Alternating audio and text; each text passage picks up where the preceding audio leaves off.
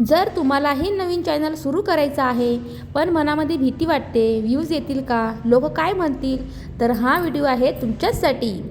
तर नमस्कार मंडळी, मी आहे दीपाली, तुमचं माझ्या चॅनल खूप खूप स्वागत आहे. बोलणार आहोत नवीन यूट्यूब चॅनल सुरू करताना लॉ ऑफ अट्रॅक्शन, मॅनिफेस्टेशन आणि होपोनोपोनो टेक्निक कशी वापरायची असते.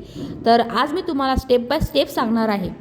ज्या चुका मी केलेल्या आहेत तर त्या चुका तुम्ही करू नका.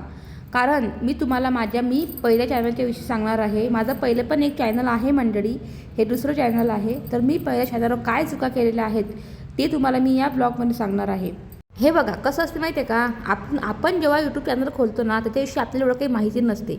फक्त आपण म्हणजे असं जस्ट खोलतो, आपल्याला असं वाटते की चला घरी बसल्या बसल्या आपण काहीतरी करू शकतो, आपल्यामध्ये काहीतरी कला कौशल्य आहे तर ते आपण दाखवू शकतो, असं प्रत्येक गृहिणींना वाटत असते. पण आपल्याला काही मैत्रिणींना काहींना यूट्यूबच्या विषयी एवढं काही माहिती नसते, YT स्टुडिओच्या विषयी एवढं काही ज्ञान नसते, तर आपण इथंच फसतो मंडळी. तर कसं आहे माहिती आहे का, जेव्हा आपण यूट्यूब चॅनल खोलतो ना तेव्हा पहिले या गोष्टी सगळ्या माहीत करणे खूप खूप आवश्यक असतात. तसं माझ्यासोबत पण झालेलं आहे. आता मी पहिले चॅनल सुरू केलं माझं, आणि चॅनल सुरू करायच्या वेळेस मला YT स्टुडिओच्या विषयी एवढं काही माहिती नव्हतं. मी असं चॅनल खोललं, पण त्याच्यानंतर माहिती आहे का काय झालं, मी 2023 मध्ये मार्च महिन्यात माझ्या चॅनलला म्हणजे पहिला एक व्हिडिओ टाकलेला होता मी माझ्या त्या चॅनलवरती. आणि तेव्हा दोनच टाकले फक्त व्हिडिओ मी, तेही 2-2 मिनटाचे. आणि त्याच्यावर भरपूर व्ह्यूज आले, कारण ते शॉर्ट व्हिडिओमध्ये कन्वर्ट झालेले होते. कारण शॉर्ट व्हिडिओला खूप जास्त व्ह्यूज येतात, हे तुम्हाला पण माहितीच आहे. पण त्याच्यानंतर मला वाटलं की नाही काहीतरी होऊ शकते, याच्यामध्ये व्ह्यूज यायला लागलेत. पण कसं होतं माहिती आहे का, त्याच्यानंतर मी गॅप घेतला. आता माझा मोबाईल आहे ना तो काहीच काम करत नव्हतं, त्याच्यामध्ये खूप स्टोरेज भरलेलं होतं. त्याच्यामुळे मग मी यूट्यूबमध्ये व्हिडिओ टाकायला बंद केले. त्याच्यानंतर पुन्हा मग मी गॅप घेतला. त्याच्यानंतर डायरेक्ट मी ऑक्टोबर महिन्यात 2023मध्ये व्हिडिओ टाकायला सुरुवात केली. पण इथे चूक झाली, मला यूट्यूबच्या विषयी काहीही माहिती नव्हतं. म्हणजे काय YT स्टुडिओच्या विषयी, की यूट्यूब कसा टाकायचा, यूट्यूबवर व्हिडिओ टाकायचा हे माहीत होतं, पण एडिटिंग हे पण माहिती नव्हतं, एडिटिंग माहीत नव्हती, आणि YT स्टुडिओच्या विषयी काही माहीत नव्हतं. त्याच्यानंतर मी टाकला व्हिडिओ, शॉर्ट व्हिडिओमध्ये टाकला कन्वर्ट करून. मग असं इकून तिकून एक म्युझिक घेतलं आणि त्याला लावून दिलं. मग असं करता करता मग मी काही दिवस गॅप घेत होते, खूप त्याच्यामध्ये व्हिडिओ टाकत होते, किंवा ते एडिटिंग करताना काहीच चुकत होतं. तर असं करता करता काहीतरी व्हिडिओ माझे असेच गेले. त्यानंतर मग मी एडिटिंग शिकले मी, पण भरपूर गॅप होता. पण एवढं काही माहिती नव्हतं की आपल्याला एका वर्षामध्ये 4000 वॉच टाईम हा पूर्ण पाहिजेत, आणि 1000 सबस्क्रायबर हे पण पूर्ण पाहिजेत. म्हणजे एवढं माहीत होतं, पण इतकं असं माहीत नव्हतं की हे सबस्क्रायबर किंवा हे 4000 घंट्याचा वॉच टाईम हा कुठं बघावा, हे एवढं काही माहितीच नव्हतं मला. फक्त व्हिडिओ टाकत होते, शॉर्ट्समध्ये टाकत होते, लॉंग व्हिडिओ टाकत होते. पण काय झालं, 2-2 मिनटाचे व्हिडिओ टाकत असल्यामुळं तर ते शॉर्ट व्हिडिओमध्ये कन्वर्ट होऊन जात. त्याचा काही वॉच टाईम मला भेटलाच नाही, मला असं कळतच नव्हतं. मग असं करता करता माझ्या बहिणी म्हणजे काकाच्या मुलीचं लग्न आलं. तर मला असं वाटलं की आपण जर हे व्हिडिओ टाकू तर आपले सबस्क्रायबर वाढतील, आणि आपला जो वॉच टाईम आहे ना, तर वॉच टाईम कुठं बघावं मला तेच माहीत नव्हतं पहिली गोष्ट. पण असं वाटत आहे की होईन बा, कधी ना कधी काही ना काही होऊ शकते. जो डॅशबोर्डवरचा आहे ना, YT स्टुडिओमध्ये जात होते मी, पण डॅशबोर्डवरचा जो होता ना वॉच टाईम तोच बघत होती मी. मग मला असं वाटत आहे की म्हणजे त्यात पॉईंटनुसार येत जाय ना वॉच टाईम, म्हणजे 16 पॉईंट असं काहीतरी येत जाय ना, जे घंटे होते ते. पण तो जो वॉच टाईम होता तो कोणता होता, तो सगळा शॉर्ट व्हिडिओचा होता. शॉर्ट व्हिडिओचा असल्यामुळं म्हणजे मला असं वाटत आहे की कधी ना कधी इथं तरी 4000 घंटे असा वॉच टाईम मला दिसणारच आहे. चला आपण प्रयत्न करता करता मग माझ्या बहिणीचं लग्न आलं. मग ते पूर्ण व्हिडिओ टाकले मी त्याच्यामध्ये, लग्नाचे व्हिडिओ. आणि त्याला म्युझिक कोणतं दिलं, बॅकग्राऊंड म्युझिक दिलं. म्हणजे जे म्युझिक आहे ना, जे म्युझिक आपण बॅकग्राऊंड म्युझिक असेल तेच त्याला मी लावून दिलं. आणि शॉर्ट व्हिडिओमधलं जे म्युझिक आहे ना, YT स्टुडिओमधलं म्युझिक ते काही लावलंच नाही मी. त्याच्यानंतर मी टाकत गेले व्हिडिओ. त्याच्यानंतर आले माझ्या व्हिडिओला पॉलिसी. हे बघा, मग आपण इथेच चुकतो. कसं असते माहिती आहे का, आपल्याला माहिती किती काहीच नसते, तर आपण व्हिडिओ टाकत बसतो. आणि आपल्याला जर माहिती नसल्यामुळं आपण ते बाहेरचं म्युझिक लावतो आपल्या व्हिडिओला, आणि मग त्याला येते कॉपीराईट किंवा त्याला लागतात पॉलिसी. पण माझे जे लॉंग व्हिडिओ होते ना, ते कुठून मी काहीच कॉपी केलेले नव्हते, ते माझे रिअल होते, माझे जे कष्टाचे होते. म्हणजे जे आपले डेली ब्लॉग असतात ना तेच मी टाकत होते मंडळी. पण त्याच्यामध्ये खूप गॅप होता, म्हणजे जे लॉंग व्हिडिओ आहेत ना त्याच्यामध्ये खूप गॅप घेत असल्यामुळं माझा वॉच टाईम म्हणजे एवढा काही झालेलाच नव्हता. तर मग नंतर असं करता करता मग मी अभ्यास करत होते YT स्टुडिओच्या विषयी. मग मला थोडं थोडं कळायला लागलं. पण आता काय करा, या शॉर्ट व्हिडिओला आलेली होती पॉलिसी. मग असंच एक ताई आहेत, त्याचं नाव आता घेऊ का नाही मी, तर त्या ताईंचा मी व्हिडिओ असे बघायला लागले. मग मला कळायला लागलं की YT स्टुडिओचा वॉच टाईम हा कुठं बघायचा असतो, म्हणजे चॅनलचा व्हिडिओ. मग मला ते कळायला लागलं. मग याच्यावर मी अभ्यास केला, खूप अभ्यास केला.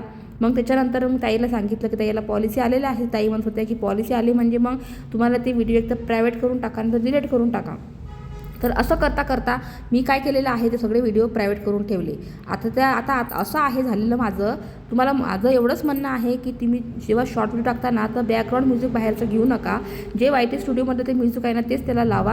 आणि दुसरी गोष्ट म्हणजे अशी की जेव्हा तुम्ही व्हिडिओ टाकताना लॉंगच व्हिडिओ टाका, त्याचा जास्तीत जास्त वॉच टाईम आपल्याला मिळत असतो. आपल्या व्हिडिओला किती पण व्ह्यूज येते, 10 येते 15 येते, किती येते, पण तो वॉच टाईम आपला पब्लिक वॉच हवर्समध्ये कन्वर्ट होत असतो.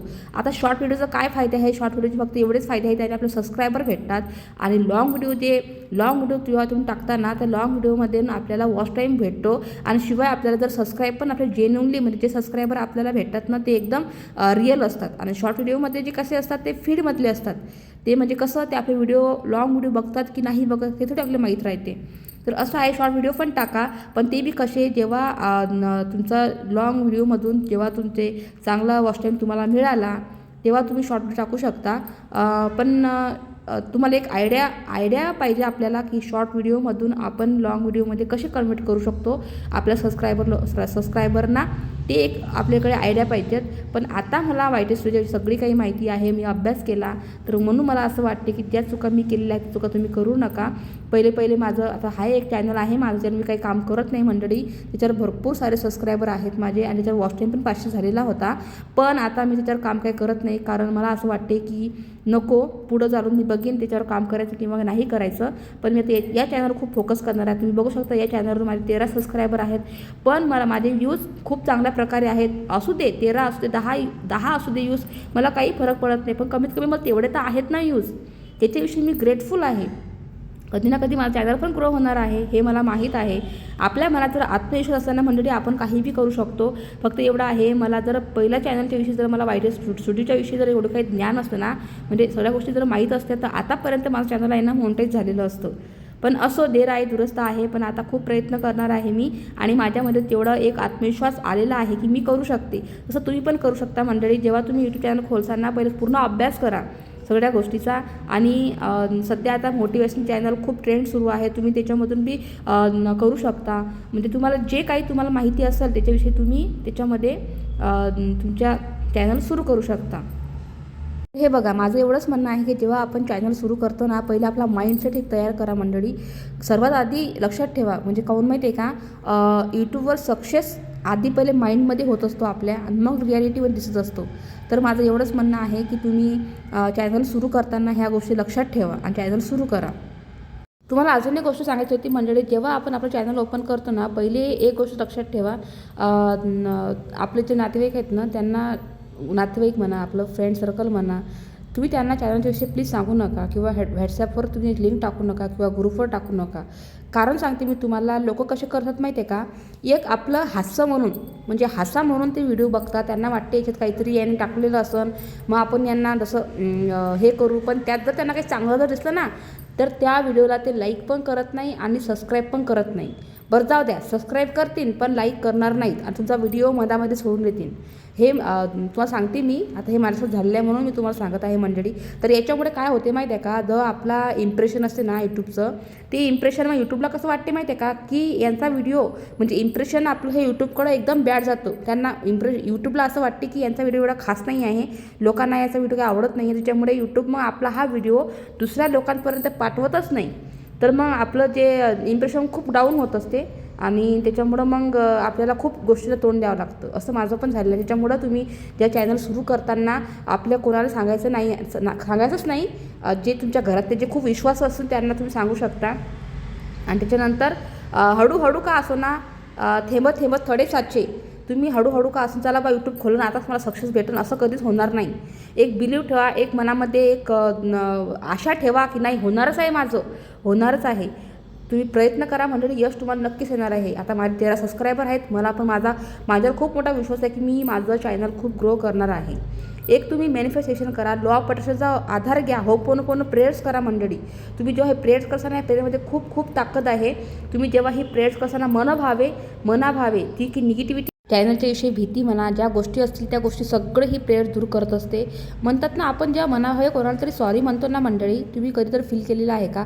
तुम्ही कोणाला तरी मनाभावे सॉरी म्हणत असाल तर त्या सॉरीतून समोरची व्यक्ती आपल्याला लगेच माफ करत असते. म्हणजे असं असते, एक मनाभावे तुम्ही कोणतीही गोष्ट तुम्ही फील करा, त्या फील जेव्हा करसाल ना तर ती निगेटिव्हिटी ही नष्ट होत असते. तर असं आहे, तुम्हाला मी पुढच्या पण ब्लॉगमध्ये सांगणार आहे की या गोष्टीचा आपण ho'oponopono, law of attraction, manifestation, affirmation आणि विज्युअलायझेशन या गोष्टींचा आपण आपल्या चॅनलसाठी कसा वापर करू शकतो, मी हे तुम्हाला पुढच्या ब्लॉगमध्ये सांगणार आहे. आता तुम्ही म्हणसाल की मी आता हा टॉपिक कसा घेऊन आलेले आहे, पण मला असं वाटलं की हे जसं तुम्हाला माहीत असायला हवं. कारण जे माझ्या मैत्रिणी म्हणा, जे असतील ना, त्यांना नवीन चॅनल सुरू करायचं आहे पण त्यांना ह्या गोष्टी माहीत असायला हव्या, त्याच्यामुळे मी आज हा व्हिडिओ टाकलेला आहे. तर तुम्हाला दुसऱ्या व्हिडिओमध्ये मी सांगणार आहे. जर तुम्हाला हा व्हिडिओ जर आवडला असेल तर लाईक करा, कमेंटमध्ये लिहा माय चॅनल इज ग्रोविंग, आणि लक्षात ठेवा युनिवर्स हा तुमच्यासोबत आहे.